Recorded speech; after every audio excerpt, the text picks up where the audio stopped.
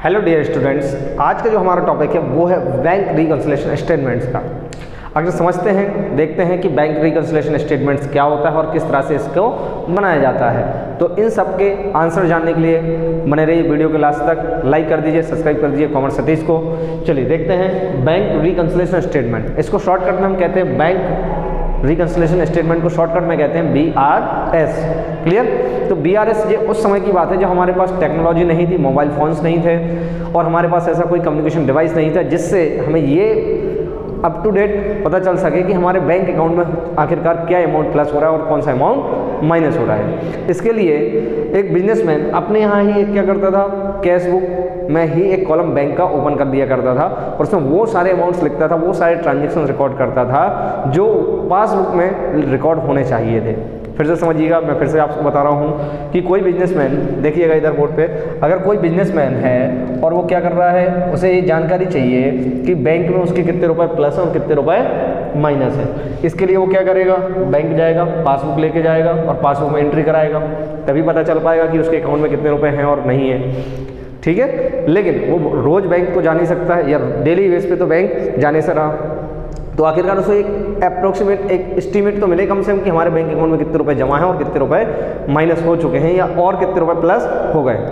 इसके लिए वो अपने पास एक कैश बुक के अंदर ही बैंक कॉलम ओपन कर लेता है। कैश बुक के अंदर कौन सा कॉलम ओपन कर लेता है? Bank column. और इसमें वो सारे रिकॉर्ड्स रखता है जो बैंक पासबुक में रिकॉर्ड करके हमको देती है। क्लियर है? कैश बिजनेसमैन कैश बुक के अंदर एक बैंक कॉलम ओपन कर लेता है और उसमें वो ट्रांजेक्शन रिकॉर्ड करता है जो पासबुक में बैंक रिकॉर्ड करके हमको देता है। इससे क्या होगा, हम वही ट्रांजेक्शन रिकॉर्ड कर रहे हैं जो कैश बुक में, जो पासबुक में रिकॉर्ड है। तो बताओ, जब दोनों में हम सेम ट्रांजेक्शन रिकॉर्ड कर रहे हैं हम कैश बुक के बैंक कॉलम में और पासबुक बैंक हमारे पासबुक में, अगर सेम ट्रांजेक्शन हमारे रिकॉर्ड्स हो रहे हैं तो दोनों का टोटल भी सेम आना चाहिए ना। लेकिन कभी कभी कुछ ऐसी सिचुएशंस होती हैं जब दोनों का टोटल सेम नहीं आता है। किस किस का दोनों का टोटल सेम नहीं आता है? कैश बुक के बैंक कॉलम का टोटल और बैंक के द्वारा लिखी हुई पासबुक का टोटल जब सेम नहीं आता है तो बिजनेसमैन के द्वारा, किसके द्वारा? बिजनेसमैन के द्वारा एक स्टेटमेंट तैयार किया जाता है। इस स्टेटमेंट को हम कहते हैं बैंक रिकंसिलिएशन स्टेटमेंट। फिर से सुन लीजिए, शॉर्ट में सुन लीजिए। बैंक रिकंसिलिएशन स्टेटमेंट वो स्टेटमेंट होता है जो व्यापारी के द्वारा इस ऑब्जेक्ट से बनाया जाता है कि कैश बुक के बैंक कॉलम का टोटल और पासबुक में की गई एंट्री का टोटल सेम क्यों नहीं है। इसको वेरीफाई करने के लिए व्यापारी एक स्टेटमेंट तैयार कर देगा। उस स्टेटमेंट को हम बैंक रिकंसिलिएशन स्टेटमेंट्स कह देंगे। इतनी चीज़ तो समझ में आ गई। अब हमारे दिमाग में नया डाउट आता है कि आखिरकार दोनों में अगर सेम एंट्री करने की कोशिश की गई है, दोनों में सेम एंट्रियाँ की गई हैं, कैश बुक के बैंक कॉलम में और पासबुक ने हमारे बैंक में, अगर बैंक ने हमारे पासबुक में दोनों एंट्री अगर सेम की हैं तो आखिर दोनों में टोटल चेंज क्यों हैं? अब क्यों है चेंज, इसके बारे में कुछ समझते हैं हम। जैसे समझते हैं कि हमने किसी को चेक दिया, क्या दिया? चेक इशू कर दिया। अब चेक इशू करेंगे तो आप कैश बुक में तो क्या कर लेंगे, अपने आप माइनस कर लेंगे। जब किसी को चेक देंगे तो साधारण बात है कि हम अपने ऐसे क्या कर लेंगे, अकाउंट में से पैसे माइनस। अब जिस व्यक्ति को हमने चेक दिया था उस व्यक्ति को कहाँ जाना था? बैंक जाना था और हमारे अकाउंट में से भी वो चेक के पैसे माइनस करवाना थे, लेकिन वो बैंक नहीं गया और बैंक ने हमारे अकाउंट में से पैसे माइनस नहीं किए। यानी कहने का मतलब चेक इशू तो हुआ पर वो यहाँ तक प्रेजेंट नहीं हुआ। तो एक कारण हो गया ना। दोनों गलत नहीं है अपनी जगह, दोनों अपनी जगह सही है। कौन कौन सही है?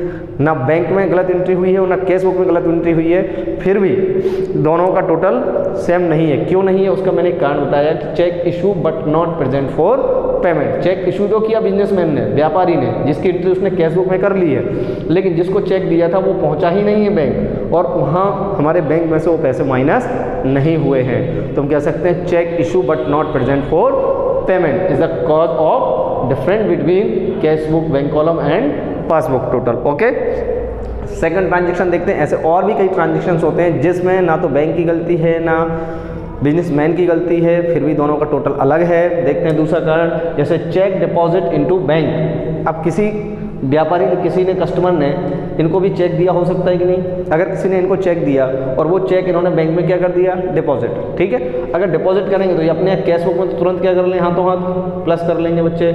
क्या कर लेंगे? Plus.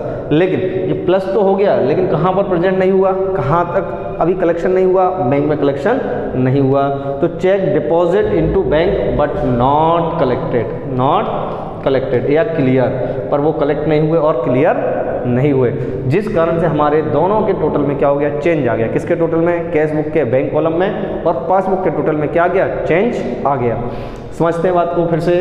Check deposit into bank but not collected, cheque हमने बैंक में डिपॉजिट तो कर दिया और अपने कैश बुक में एंट्री भी कर ली, लेकिन पासबुक में वो अभी तक, यानी कि हमारे बैंक अकाउंट में अभी तक वो क्रेडिट नहीं हुआ है, कलेक्ट नहीं हुआ है, क्लियर नहीं हुआ है। ओके, तो ये दूसरा कारण है different between cash book bank column and passbook के टोटल का। ओके बच्चों, अगला कारण हम समझते हैं। कुछ ऐसे भी कारण हो सकते हैं जिसमें बैंक ने कुछ ट्रांजेक्शन कर दिए और हमने रिकॉर्ड ना किए हों।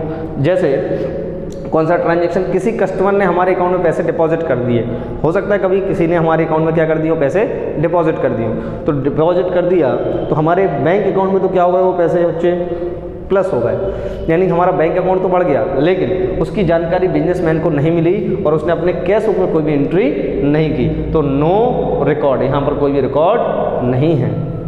क्लियर है, तो ये भी एक कारण बन सकता है। ऐसा और भी कई कारण बन सकते हैं, जैसे बैंक हमारे अकाउंट में से इंटरेस्ट चार्ज भी कर लेता है, कभी कभी कोई एडिशनल चार्ज काट लेता है, या हमारे इंस्ट्रक्शंस पर बैंक हमारे कोई इंश्योरेंस प्रीमियम्स पेमेंट्स कर देता है, या कोई इंटरेस्ट कलेक्ट कर लेता है। तो बैंक ने तो वो अपने यहाँ एंट्री कर ली है, लेकिन वो एंट्री अभी कैश बुक में नहीं हुई है। ऐसे भी ट्रांजेक्शन्स होते हैं जिससे दोनों में चेंज आता है। जैसे यहाँ पे मैंने बताया बैंक ने चार्ज काट लिया, बैंक चार्ज बाय बैंक, तो बैंक ने चार्ज काटा तो बैंक ने अपने यहाँ से क्या कर लिया, वो अमाउंट माइनस कर लिया, लेकिन बिजनेसमैन को उसकी जानकारी नहीं है और बिजनेसमैन के पास जानकारी नहीं है, तो बिजनेसमैन ने माइनस नहीं किया है और यहाँ पर क्या है, वो अभी प्लस ही है। तो ऐसे कई कारण होते हैं जब दोनों में डिफरेंस आता है। तो इतनी चीज़ तो समझ ली बच्चों कि बैंक रिकंसिलिएशन स्टेटमेंट क्या होता है और आखिरकार इन दोनों में डिफरेंस आने की कॉजेस क्या है। अब हम देखते हैं इसका सेकंड पार्ट कि आखिर बैंक रिकंसिलिएशन स्टेटमेंट प्रिपेयर कैसे होता है, बनाया कैसे जाता है। तो देखिए बच्चों, सादा सिंपल से हैं कॉन्सेप्ट इसके कि 4 तरह के बैलेंस हमको मिल सकते हैं। कितने तरह के बैलेंस मिल सकते हैं, 4। कौन कौन से बैलेंस, वो मैंने यहाँ लिख दिए हैं। Balance as per cash book है ना, एक स्टेटमेंट है, इसको किस फॉर्म में बनाया जाता है, इस फॉर्म में, प्लस और माइनस, 2 कॉलम है इसमें, एक प्लस लिखने वाला कॉलम है और एक कौन सा, माइनस में लिखने वाला कॉलम है। Balance as per cash book debit balance, कौन सा बैलेंस, डेबिट, तो कहाँ पर लिख देना उसका अमाउंट, प्लस में।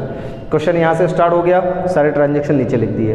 क्लियर, या कोई सा भी, मतलब इन 4 में से कोई सा भी एक बैलेंस हमको मिल सकता है और क्वेश्चन वहाँ से स्टार्ट हो सकता है, बन सकता है। जैसे या तो balance as per cash book का debit balance, balance as per cash book का क्रेडिट बैलेंस, या ओवरड्राफ्ट, है ना, बैलेंस एज पर पासबुक का क्रेडिट बैलेंस, या फिर बैलेंस एज पर पासबुक का ओवरड्राफ्ट। इन 4 में से आप कहीं से भी क्वेश्चन स्टार्ट कर सकते हैं और कहीं का भी बैलेंस आए, आपको यहाँ पर देख के लिखना है।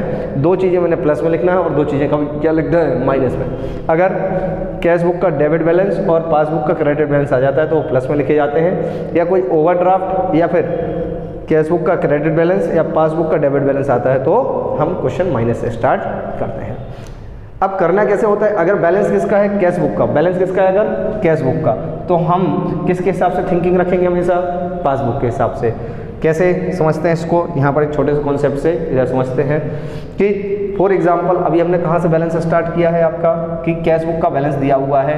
कहाँ से स्टार्ट दिया हुआ है, कैश बुक का, तो हम बात किसकी सुनेंगे, पासबुक की। किसकी बात मानने वाले हैं हम अभी, पासबुक की बात मानने वाले हैं। ठीक है, चलिए समझते हैं कि चेक इशू हुआ था। क्या हुआ था बच्चे, देखो इधर चेक इशू हुआ था लेकिन प्रेजेंट नहीं हुआ। तो चेक इशू हुआ था, इसका मतलब क्या है कि वो कैश बुक में क्या हो चुका है बच्चे, माइनस। कैश बुक में क्या हो चुका है, वो माइनस, जबकि वो यहाँ प्रेजेंट ही नहीं हुआ तो पासबुक में क्या है, वो प्लस है। कहाँ है वो, प्लस है। क्या है वो, प्लस। अच्छा, हमारा क्वेश्चन कहाँ से स्टार्ट हुआ था, कैश बुक से, तो हमें किसकी बात सुनना है, पासबुक की। पासबुक में क्या है, वो प्लस है, तो किस कॉलम में लिख देंगे वो अमाउंट, प्लस के कॉलम में। यहाँ लिख दिया हमने जैसे cheque issue but not present for payment, तो कहाँ लिख दिया वो अमाउंट हमने, प्लस में। फिर से सुनो, फिर से समझो एक दूसरे आइटम से कि चेक डिपॉजिट हुआ। फॉर एग्जांपल अब की बार हमें चेक किसी ने दिया था और हमने बैंक में क्या कर दिया, उसको डिपॉजिट कर दिया। तो चेक डिपॉजिट हुआ तो हमने अपने कैश बुक में उसको क्या कर लिया, हाथों हाथ प्लस कर लिया।